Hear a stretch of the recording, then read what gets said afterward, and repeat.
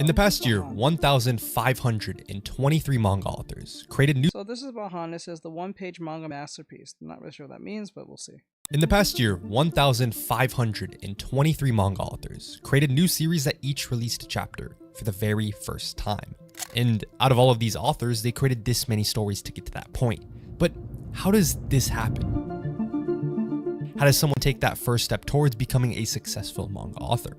And it only took me reading over 1,000 different stories to realize that answer might be contained in something as short as a couple of pages. Now, how does it all start? To answer that,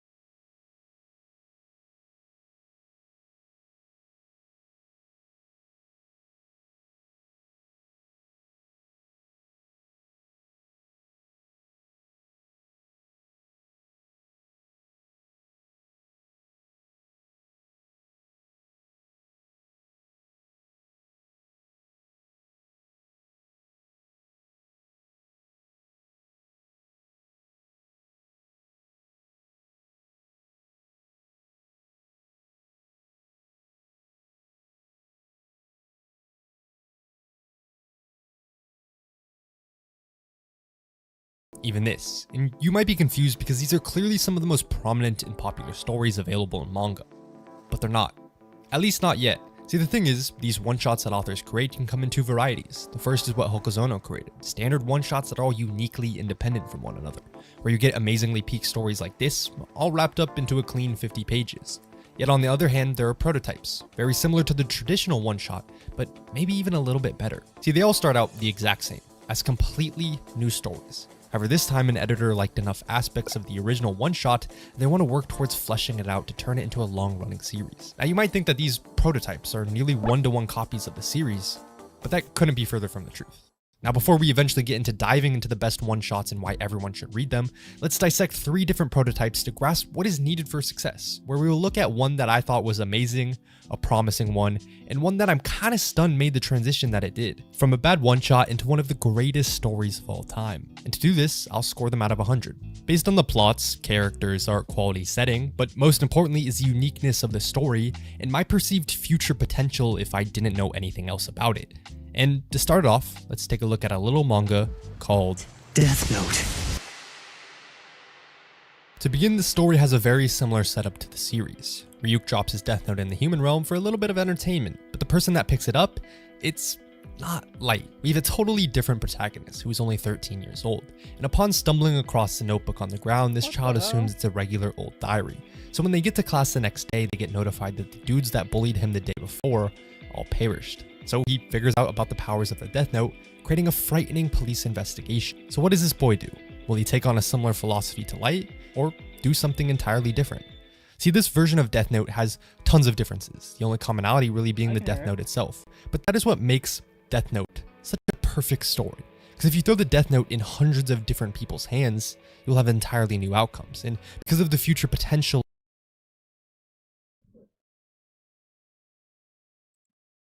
something entirely different. Entertainment. But the person that picks it up, it's not Light. We have a totally different protagonist who is only 13 years old. And upon stumbling across the notebook on the ground, this child assumes it's a regular old diary.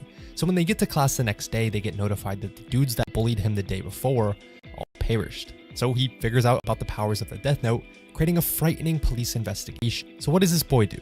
Will he take on a similar philosophy to Light, or do something entirely different?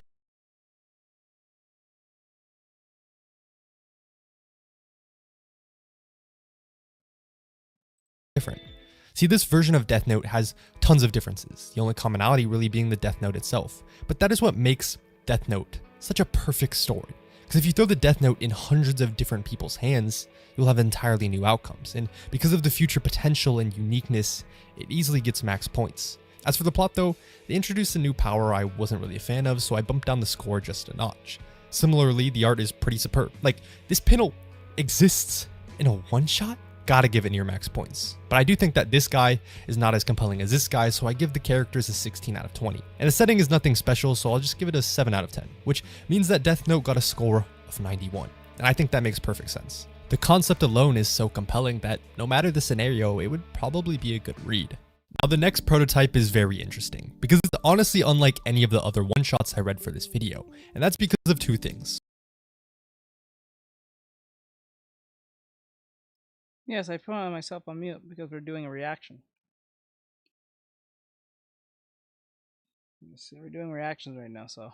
First, the lackluster art quality since the author was still just learning how to draw essentially, combined with the unrivaled future potential created from the uniqueness in the setting. And the story I'm You guys cannot hear me. talking about is Attack on Titan. At this point in Hajime Isayama's career, he said that he didn't even know how to hold a pen properly, and it kinda shows. But that doesn't stop this one shot from exploding with endless potential. It has a compelling world, character, plot, and is brimming with originality. From the Titans to the ODM gear, there's just no wonder that the art quality doesn't really matter. Even with there being differences in the characters, how the world is set up, and the plot just being about a simple Titan invasion, it still feels novel in a homogenous industry. Overall, I would give it a score totaling 81 points, which is heavily carried by the unique ideas and probably my bias for what the story actually becomes. This next prototype is bad, and I'm not trying to dog the series because I really like the long-running version. That said, the prototype chapter is so extremely different, and I'm honestly perplexed how they pulled off the changes it did. And I need to preface this because I'm talking about Naruto, a fucking beloved story. Now, the Naruto character in the one-shot is pretty similar. He's whimsical, childish, and goofy, but the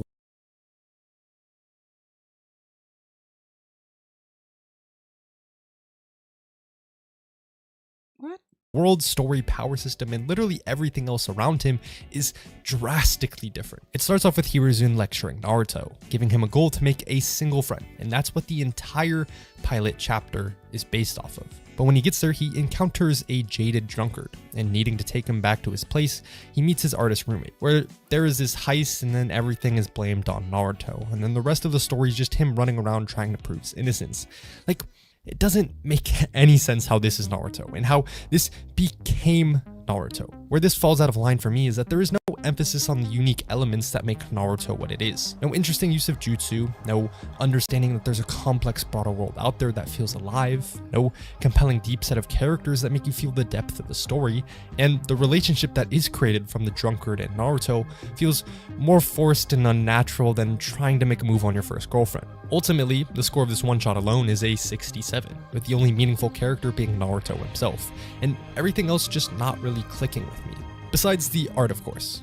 But what I think is interesting is that the aspect that prevails above all else in these prototypes is the uniqueness of the concepts, where everything else seems to be supporting that, as these characteristics are less meaningful for editors looking for a long-running series. Because someone can always change the characters or improve their artwork, but the originality from the initial idea is harder to come by. But this ideology only really applies to prototypes, which account for a fractional percent of all the one-shots that exist. With the new harbinger of success is whether these 50 pages provide enough value to compare to long-running series. So let me highlight one-shots that I think easily provide enough value, if not more than a large sector of long-running manga. And later I'll give you a list of my top 30 one-shots.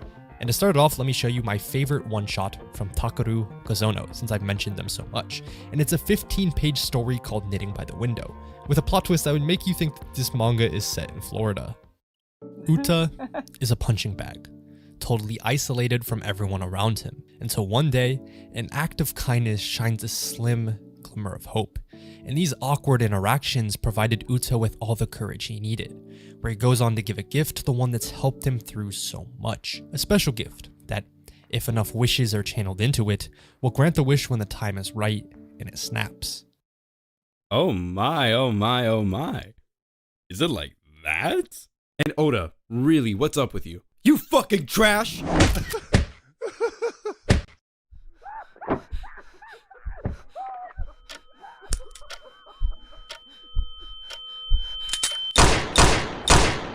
the gun come from? Wait, is that from the Wish? Now, if you've ever wondered how I've created some of these animations such as this, there's a very useful website called Tuna that you should check out. It's actually made by someone I know and I really respect what they're doing, as this upscale tool is something I frequently use. And there's also this cut and fill tool that makes it really easy to grab characters for part of my videos. But honestly, Tuna is just a cool hub for everything manga animation. You can see so many other people's amazing work that is honestly way better than anything I've ever made. You can try using the features right now at Tuna, and if you want some more access, you can use my link in the description. Tuna. I'd appreciate it a lot. Strange name. Now, to give you something on the completely opposite side of the spectrum, let me talk about Inio Asano, as I've always wanted to read Goodnight Pun Pun, but I'm scared to. Because if you don't know, it's apparently the most fucked up story that makes everyone bawl their eyes until they feel hollow inside, and I'm just not ready to be shattered mentally. However, by binging Inio Asano's one-shots, I can still understand him. I can still read his raw, uncomfortable portrayals of youth that make him the legend he is, and even find a 10 out of 10 emotional story that kind of broke me. Service Area is a simple story about a man who lives in Tokyo, and he finally decides to take his girlfriend to visit his parents that he hasn't seen in a very long time. When they arrive at his parents' house, he and his father silently sit down to watch a New Year's TV show and begin to talk. That's it.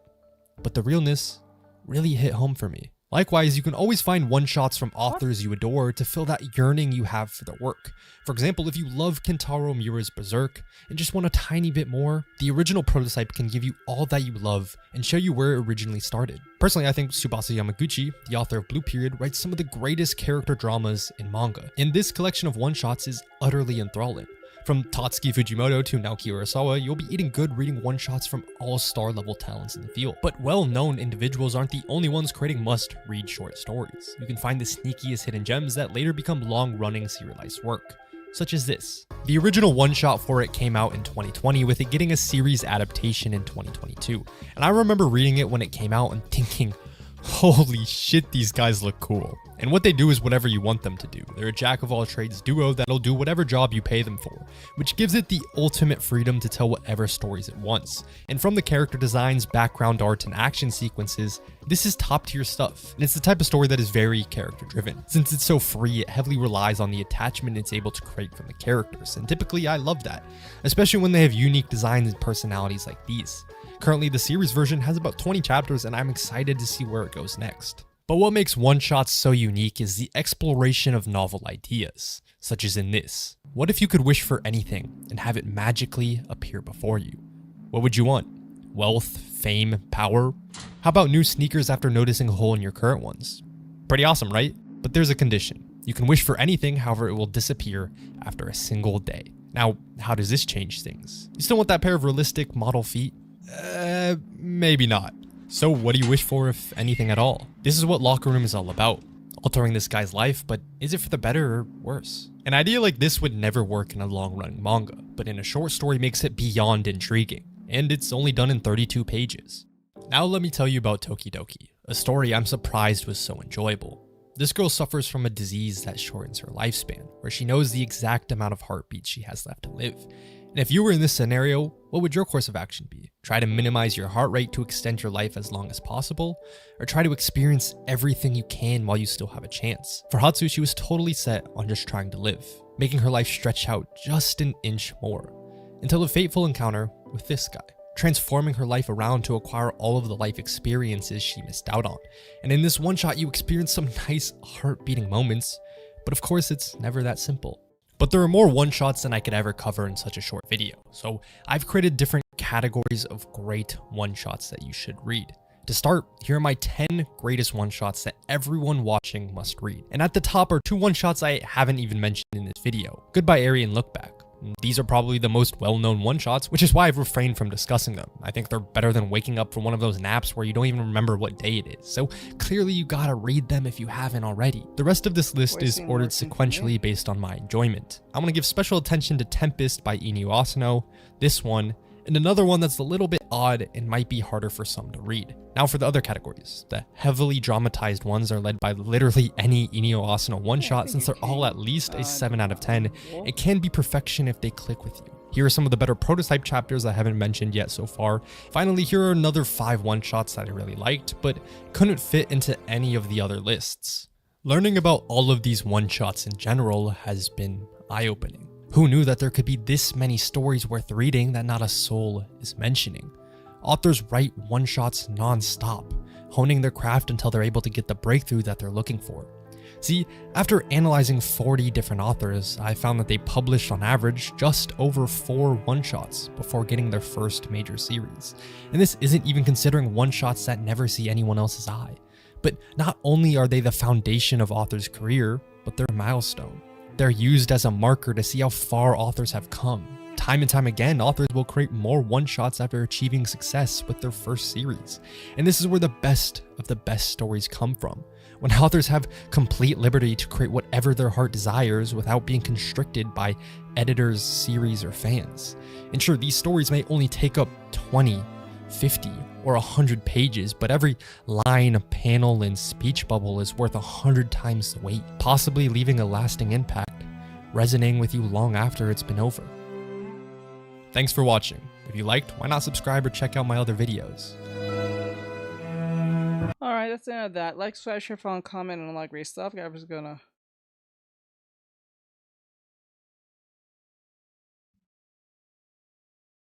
like, subscribe, and follow, and all that great stuff. I hope to see you guys in the next one.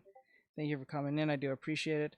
I'm going to end it from here. Still don't think I did a good job on this. May have to abandon this one too and do a whole new one. We'll eventually figure it out. So with that said, have a great night, guys, and I'll see you guys in the next one. These videos will be coming out soon, so look out for them. They'll have a thumbnail and everything. So, there you guys. Have a great night. Bye-bye.